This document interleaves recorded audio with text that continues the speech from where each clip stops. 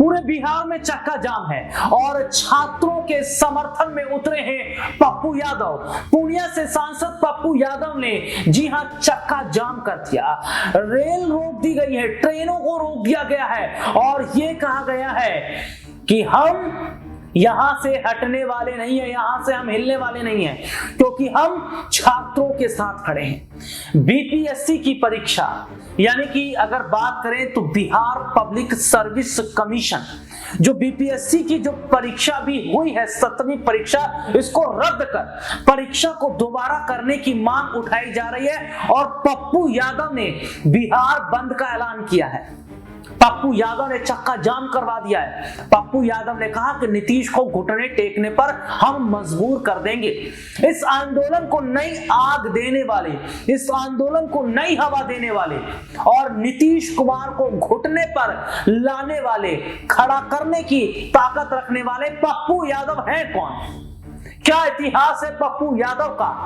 Report देखिए। राजेश रंजन उर्फ पप्पू यादव बिहार की राजनीति का एक बड़ा नाम। पप्पू यादव 5 बार लोकसभा सांसद और विधायक भी रह चुके हैं। उन्होंने अपना राजनीतिक सफर निर्दलीय प्रत्याशी के तौर पर शुरू किया और सपा और राजद में रहने के बाद साल 2015 में अपनी जन अधिकार पार्टी बना ली। अपने दर्शकों को बता दें कि पप्पू यादव को किसी ज़माने में लालू यादव का सबसे खास माना जाता था। तब यह भी अटकलें थी कि वह आरजेडी के उत्तराधिकारी ना बन जाए। लालू यादव की पार्टी से वह 2 बार सांसद भी रहे, लेकिन उसी आरजेडी ने उन्हें पार्टी से बाहर का रास्ता भी दिखाया। बिहार में उनकी छवि बाहुबली और दबंग नेता के तौर पर है। पप्पू यादव साल 1990 में पहली बार निर्दलीय प्रत्याशी के तौर पर मधेपुरा की सिंहेश्वर सीट से विधानसभा चुनाव जीते। हालांकि इसके बाद उनका सियासी कद बढ़ गया। 1 साल बाद ही साल 1991 के चुनाव में फिर से निर्दलीय उम्मीदवार के तौर पर उन्हें पूर्णिया लोकसभा सीट से जीत हासिल हुई। वह 10वीं लोकसभा के सदस्य चुने गए। इसके बाद पप्पू यादव ने कभी पीछे मुड़कर नहीं देखा और लगातार सियासत की ऊंची सीढ़ियां चढ़ते चले गए। पप्पू यादव ने भले ही अपने पहले 2 चुनाव निर्दलीय उम्मीदवार के तौर पर जीते, लेकिन साल 1996 के चुनाव में बिहार से बाहर की पार्टी सपा ने उन्हें पूर्णिया सीट से अपना उम्मीदवार बनाया और एक बार फिर पप्पू यादव को जीत हासिल हुई। इस बार साल 1999 के चुनाव में पप्पू यादव फिर से निर्दलीय चुनाव लड़े और पूर्णिया सीट से तीसरी बार सांसद चुने गए।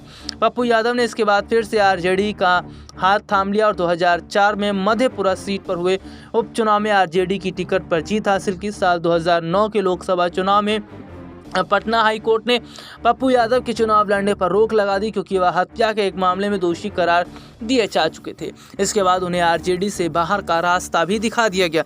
2009 में पूर्णिया लोकसभा सीट से उनकी मां शांति प्रिया ने निर्दलीय चुनाव लड़ा, लेकिन बीजेपी के उदय सिंह ने इस चुनाव में करीब 2 लाख वोट के भारी अंतर से जीत दर्ज की। हालांकि अपने दर्शकों को बता दें, फिर 2014 के चुनाव में पप्पू यादव को लालू यादव ने वापस अपनी पार्टी में बुला लिया और उन्हें मधेपुरा सीट से शरद यादव के खिलाफ उम्मीदवार बनाया। साल 2014 के चुनाव में बिहार में बीजेपी की लहर के बावजूद पप्पू यादव ने न सिर्फ बीजेपी बल्कि इस सीट से 4 बार सांसद रहे शरद यादव को करीब 50,000 वोटों के अंतर से हराया था। वह 5वीं बार लोकसभा के सदस्य चुने गए। इस चुनाव में बीजेपी उम्मीदवार विजय कुमार को सिर्फ 24% वोट हासिल हुए और वे तीसरे स्थान पर रहे। इसके बाद मई 2015 में आरजेडी ने पप्पू यादव को पार्टी विरोधी गतिविधियों के चलते बाहर का रास्ता दिखा दिया। फिर उन्होंने अपनी जन अधिकार पार्टी बनाई और 2019 के चुनाव में मधेपुरा से चुनाव लड़ा। हालांकि इस चुनाव में उन्हें हार का सामना करना पड़ा और पप्पू यादव को सिर्फ 8% वोट ही हासिल कर पाए। इस सीट पर जेडीयू के दिनेश चंद्र यादव ने आरजेडी के टिकट पर चुनाव लड़ा था। शरद यादव को हराकर वह भारी अंतर से जीत गए। साल 1998 में पप्पू यादव पर सीपीएम नेता जीत सरकार की हत्या का आरोप लगा और वे 1999 में गिरफ्तार कर लिए गए थे। सिक्किम की बेऊर जेल में रहने के दौरान पप्पू यादव की खातिरदारी के चर्चे भी सामने आए तो उन्हें तिहाड़ जेल भेज दिया गया। इसके बाद फरवरी 2008 में विशेष सीबीआई अदालत ने पप्पू यादव और 2 अन्य को सीपीआई नेता की हत्या का दोषी ठहराते हुए उम्र कैद की सजा भी सुनाई थी। अपने दर्शकों को बता दें, बिहार में होने वाले आगामी चुनाव में पप्पू यादव जो है वो सीधे तौर पर एक बार फिर से नज़र आ रहे हैं। और अपने दर्शकों को बता दें कि सीधे तौर पर देखा जा रहा है कि पूर्णिया से सांसद पप्पू यादव लगातार बीपीएससी छात्रों के समर्थन में हैं और सीधे तौर पर बिहार में इस बार बहुत बड़ा खेल करने की कोशिश कर रहे हैं। ये रिपोर्ट आपने देखी जिसमें विस्तार से हमने अपने दर्शकों को दिखाया और जिस तरीके से बिहार से तस्वीरें सामने आ रही हैं, इस तस्वीर ने बहुत कुछ बदल कर रख दिया और ये साफ तौर पर देखा भी जा रहा है कि क्या वाकई पप्पू यादव ने सीधे तौर पर नीतीश कुमार को अब घुटने टेकने पर मजबूर कर दिया। और बिहार में जो चक्का जाम है, क्या इससे नीतीश कुमार की सत्ता हिल जाएगी? आज के लिए इतना ही। आपसे फिर दोबारा मुलाकात होगी, तब तक ले जा दीजिए नमस्कार।